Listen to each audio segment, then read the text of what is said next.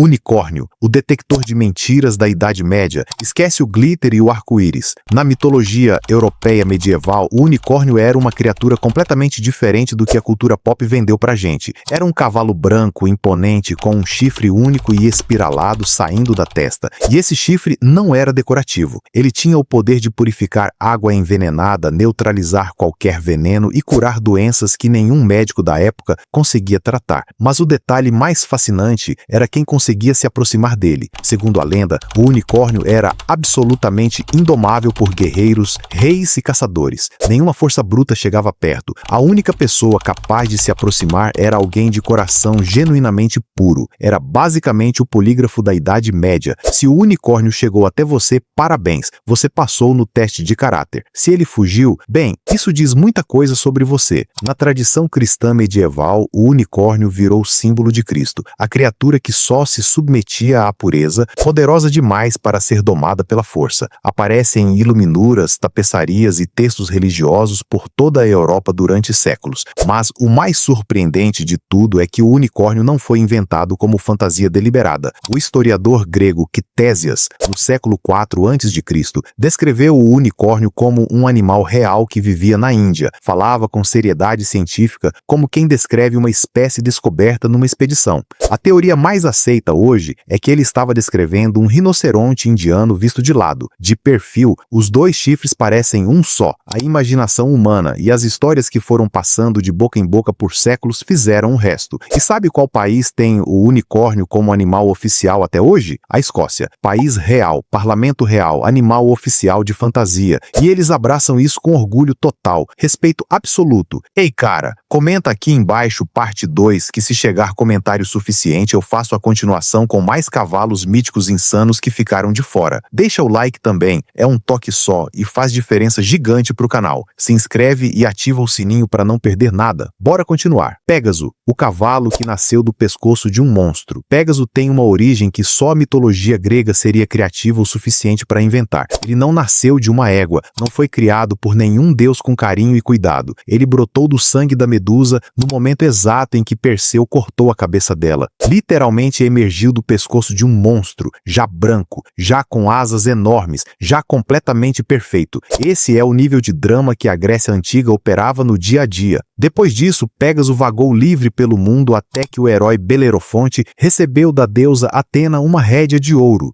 o único objeto capaz de domar o cavalo alado. Com Pégaso sob seu comando, Belerofonte se tornou praticamente imbatível. A missão mais famosa foi derrotar a Quimera, aquela criatura com cabeça de leão, corpo de cabra, cauda de serpente e que cuspia fogo. Juntos, herói e cavalo voaram acima do monstro e atacaram de cima, algo que nenhum guerreiro no chão conseguiria jamais fazer. O problema veio depois da vitória. Belerofonte começou a acreditar demais em si mesmo. Se ele tinha derrotado a Quimera, por que não poderia voar até o Olimpo e sentar com os deuses? Pegou Pégaso e foi. Zeus, que não estava com a menor paciência para a arrogância mortal, mandou uma mosca picar Pégaso bem no meio do voo. O cavalo se assustou, se sacudiu violentamente e Belerofonte caiu de uma altura absurda. Sobreviveu, mas ficou aleijado e cego pelo resto da vida, vagando sozinho e esquecido até morrer. Pégaso chegou ao Olimpo sozinho e virou o carregador oficial dos raios de Zeus. A lição que os gregos embutiam nessa história era muito clara. A híbris, o excesso de orgulho, sempre cobra um preço. Até o maior dos heróis tem limite. E tem um detalhe que pouca gente conhece. Segundo os gregos, onde Pégaso batia o casco no chão, brotava uma fonte de água com propriedades especiais. Quem bebesse ganhava dom poético, criatividade e inspiração artística. Uma dessas fontes era a Hipocrene, no Monte Helicon, considerada sagrada pelas musas,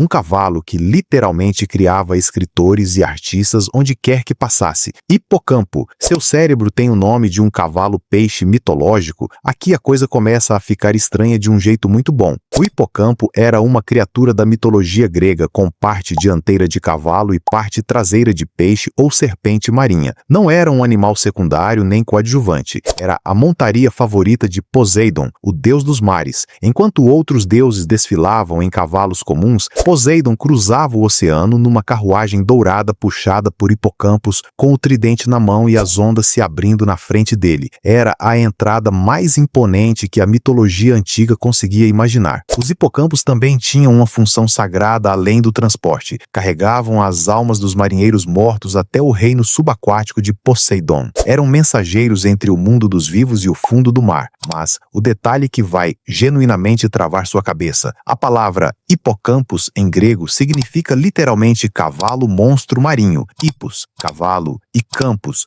monstro do mar. Esse mesmo nome foi dado pelos cientistas à estrutura do cérebro humano responsável pela formação e consolidação de memórias, o hipocampo cerebral. Chamaram assim porque o formato curvo dessa região lembra o contorno de um cavalo marinho. Então, toda vez que você aprende algo novo, toda vez que uma memória é formada dentro da sua cabeça, é o hipocampo trabalhando. Sua memória carrega o nome de um cavalo-peixe da mitologia grega. Isso não é só curioso, é extraordinário. A mitologia está literalmente dentro da sua cabeça, trabalhando enquanto você dorme. Centauro, a dualidade que a Grécia Antiga nunca conseguiu resolver. Metade homem, metade cavalo. Mas não pensa numa criatura equilibrada e harmônica. Os centauros representavam exatamente o oposto disso. Eram o símbolo do conflito permanente entre razão e instinto, entre civilização e selvageria, entre o que o ser humano aspira a ser e o que ele é quando baixa a guarda. A maioria dos centauros nas lendas gregas era violenta, impulsiva e famosa por confusão, especialmente quando havia vinho envolvido. Há uma história clássica em que foram convidados para um casamento, beberam demais e tentaram raptar as mulheres presentes. Virou batalha campestre de proporções épicas. Esse era o comportamento padrão dos centauros comuns. Mas Quiron era completamente diferente de todos os outros. Filho de Cronos, era um centauro de natureza distinta, sábio, paciente, gentil, equilibrado. Dominava medicina, música, astronomia, filosofia e artes marciais com igual maestria. Tornou-se o tutor dos maiores heróis da mitologia grega. Treinou Aquiles nas artes da guerra, ensinou Hércules, educou Jasão, cuidou de Asclépio, que se tornaria o próprio deus da medicina. Era basicamente o professor mais competente que já existiu na história da humanidade, só que com 4 patas e rabo de cavalo. O que é mais fascinante nos centauros é o que eles simbolizavam para os gregos: a tensão permanente entre o lado animal que cada ser humano carrega, instintivo, emocional, impulsivo, e o lado racional, cultivado, civilizado. Quiron era a prova de que era possível dominar o lado selvagem com disciplina e sabedoria. Os outros centauros eram a prova de como é fácil e rápido deixá-lo vencer. Talvez por isso os centauros ainda aparecem em tanta coisa até hoje, de Nárnia a Harry Potter, de God of War à astrologia. Sagitário é representado por um centauro atirando uma flecha. Essa dualidade nunca deixou de fazer sentido para o ser humano porque ela nunca foi resolvida. Skinfaxi, o cavalo que puxava o dia pelo céu. Na mitologia nórdica, o dia não chegava sozinho. Tinha um cavalo no serviço,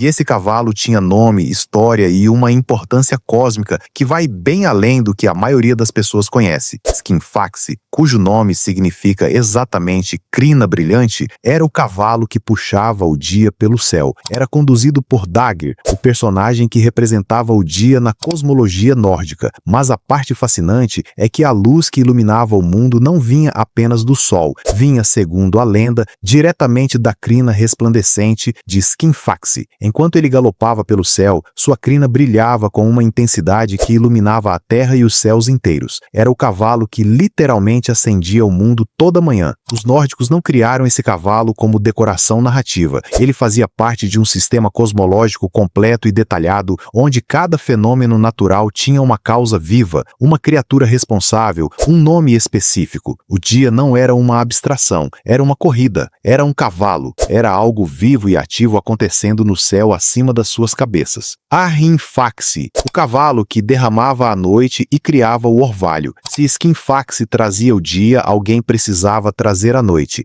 E esse alguém era Hrimfax, crina de geada, o cavalo conduzido por Not, a personificação das trevas na mitologia nórdica. Enquanto Hrimfax galopava pelo céu, a escuridão se espalhava pelo mundo. A noite não caía por conta própria, era puxada ativamente por esse cavalo sombrio de crina coberta de gelo e geada. E ao amanhecer, quando Hrimfax finalmente parava sua corrida e descansava depois de cruzar o céu inteiro, algo acontecia. A espuma que escorria de sua boca e o suor que pingava de sua crina caíam sobre a terra, e esse líquido se tornava o orvalho da manhã. Então aquela gotinha de orvalho que você vê em cima de uma folha bem cedo, quando o sol ainda está nascendo e o ar ainda está frio, para os nórdicos era a baba e o suor do cavalo da noite esfriando sobre o mundo. Poético de um jeito muito específico, muito grandioso, muito nórdico. O que impressiona nessa dupla é a completude do sistema. Dia e noite não eram fenômenos passivos, eram corridas ativas de cavalos cósmicos, um perseguindo o outro pelo céu sem parar,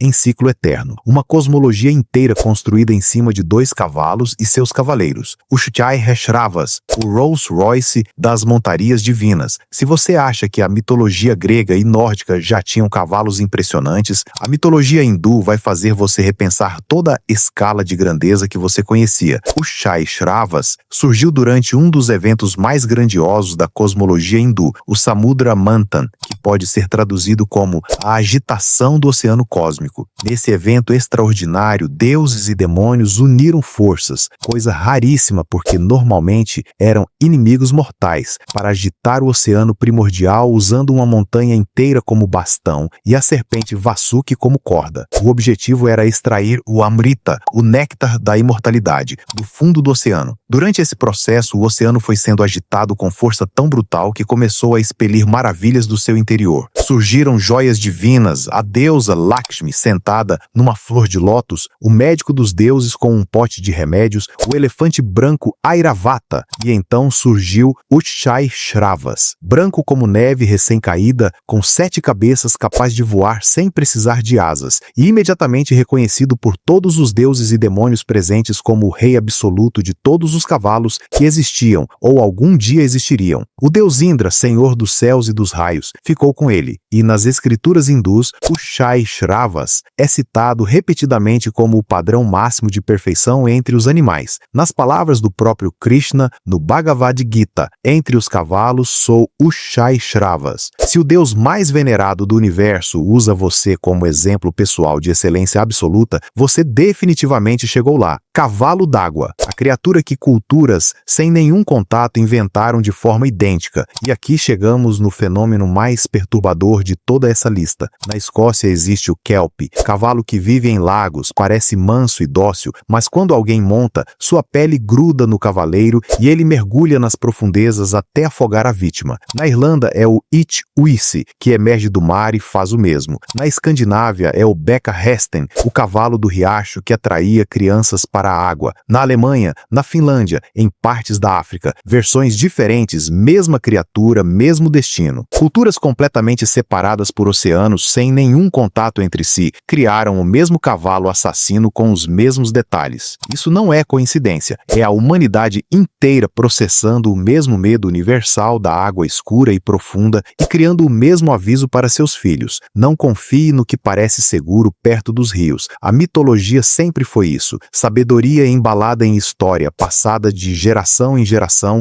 antes de existir livro ou escola. Qual desses 8 cavalos míticos mais te impressionou? Joga nos comentários, eu leio todos. E se você quer a parte 2 com mais cavalos míticos insanos que ficaram de fora dessa lista, comenta aqui, parte 2, se bombar nos comentários, o próximo vídeo já vai ser a continuação. A parte 2 dos cavalos mitológicos já está sendo preparada e vai ser ainda mais insana que essa. Ativa o sininho para não perder quando sair.